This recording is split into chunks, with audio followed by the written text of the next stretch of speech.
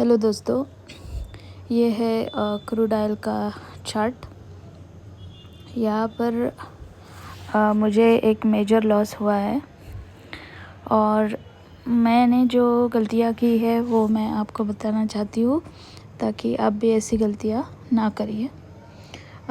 जब भी कोई एक्सपायरी होती है, शायद क्रूड ऑयल की हो, बैंक निफ्टी की हो या निफ्टी की हो, तो एक्सपायरी में आपको बहुत ज़्यादा लॉट्स नहीं लेने हैं।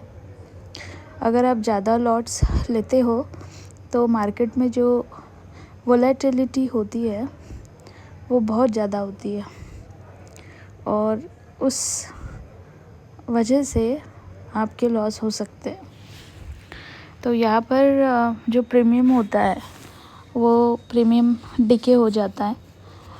तो जो इन द मनी वाला प्राइस होता है वो हमें डिके होने की वजह से सस्ते में मिल जाता है। तो आपको प्राइस डिके होने के वक्त ज़्यादा लॉट्स नहीं लेने हैं।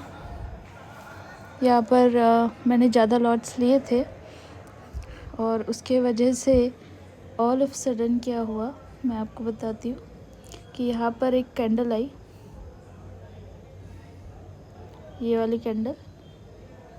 इस कैंडल के वजह से मुझे बहुत बड़ा लॉस हुआ। एक्चुअल में यहाँ पर स्टॉप लॉस नहीं लगाया था, क्योंकि स्टॉप लॉस इसलिए नहीं लगाया था क्योंकि फ्लक्चुएशंस बहुत हो रहा था, तो 3 से 4 पॉइंट का स्टॉप लॉस हिट होने के चांसेस थे। पर एक्सपेक्ट नहीं किया था कि इतनी बड़ी कैंडल आएगी और बहुत बड़ी कैंडल आई और उसके बाद फिर मार्केट सस्टेन होने के लिए बहुत टाइम ले रहा था एक पॉइंट पे। तो उस वजह से फिर थोड़ा सा ओवर ट्रेडिंग हो गया और उस ओवर ट्रेडिंग के चक्कर में बहुत मेजर लॉस हुआ। स्टार्टिंग में मेरा 13,500 का प्रॉफिट था, वो प्रॉफिट निकल के फिर लॉस हो गया।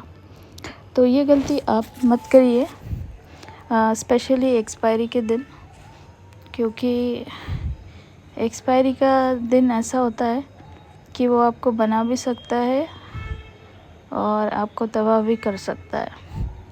एक्सपायरी के दिन अगर आपको ट्रेड करना हो तो आप क्या करिए कि ओटीएम का लीजिए। स्टार्टिंग में जो डे का स्टार्ट होता है 3 बजे के अंदर का, वहाँ पे प्रीमियम तो डिके होता है पर इतना ज़्यादा नहीं होता है। प्रीमियम डिके 8 या 9 बजे के बाद रात को बहुत जल्दी डिके होता है, क्योंकि मार्केट क्लोज़ होने में 2-3 घंटे बचते हैं।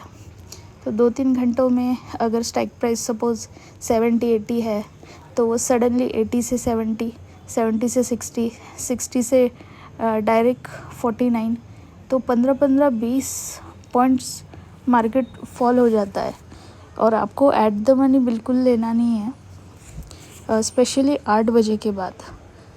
तो ओटीएम में आप कर सकते हो पर प्रॉपर स्टॉप लॉस आपका होना चाहिए। तो दोस्तों ये मुझे आपको बताना था। और स्पेशली एक्सपायरी के दिन अगर आपको 5 से 10,000 का प्रॉफिट मिलता है तो आप क्लोज़ फॉर द डे करिए, ज़्यादा ओवर ट्रेडिंग मत करिए। ओवर ट्रेडिंग की वजह से आपका लॉस भी हो जाएगा, जो प्रॉफिट है वो भी चला जाएगा। और एक्सपायरी फ्राइडे के दिन थी, तो अगर फ्राइडे आपका ख़राब जाता है तो फिर आपका पूरा वीकेंड ख़राब जाता है और स्ट्रेस भी बढ़ता है। तो ये मिस्टेक आप ना करिए। और अगर आपका लॉस हुआ है तो मैं यही बताना चाहती हूँ कि आपको गिव अप नहीं करना है, क्योंकि कहीं तो भी मैंने पढ़ा था कि अगर लॉस होता है पर मार्केट तो बंद नहीं होता है, हर दिन मार्केट शुरू रहता है, तो हर दिन आपको चांस मिलता है मार्केट से ड्रॉ करने का। तो आपको भले ही वो लॉस बहुत बड़ा दिख रहा है पर हर दिन हम मार्केट में एंट्री लेके कुछ बना सकते हैं। तो ऐसा मत सोचिए कि इतना बड़ा लॉस हुआ है तो अब कैसे मैं रिकवर करूं। धीरे धीरे आपका जो लॉस है वो रिकवर कर सकते हैं।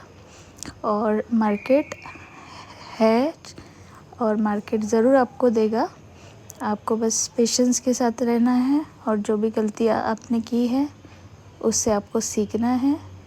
और ट्रेड लेने के वक्त कभी भी ज़्यादा क्वांटिटी से, स्पेशली एक्सपायरी में ट्रेड मत लीजिए। आज मैं एक इंटरव्यू देख रही थी, उस इंटरव्यू में एक डॉक्टर है, उनका भी ट्रेडिंग अकाउंट है, तो वो ऑप्शन सेलिंग करते हैं। ऑप्शन सेलिंग में क्या होता है कि वो हैज करते हैं, तो हैजिंग की वजह से जिस डायरेक्शन में मार्केट जाता है उस डायरेक्शन में वो ज़्यादा क्वांटिटीज़ डालते हैं। पर उस दिन उन्होंने 5x का लेवरेज लिया था और उन्होंने जो उनका 20 लाख का कैपिटल था उनको 1 CR में फॉर्म कर दिया 5x लेवरेज लेके, और 1 CR में फॉर्म कर लिया। उन्होंने स्टॉप लॉस भी लगाया था, निफ्टी में उन्होंने ट्रेड लिया था। पर क्या हुआ कि उनका जो स्टॉप लॉस है वो स्किप हो गया, और स्टॉप लॉस स्किप होने की वजह से उनका जो लॉस हुआ वो हुआ 3.5 लाख।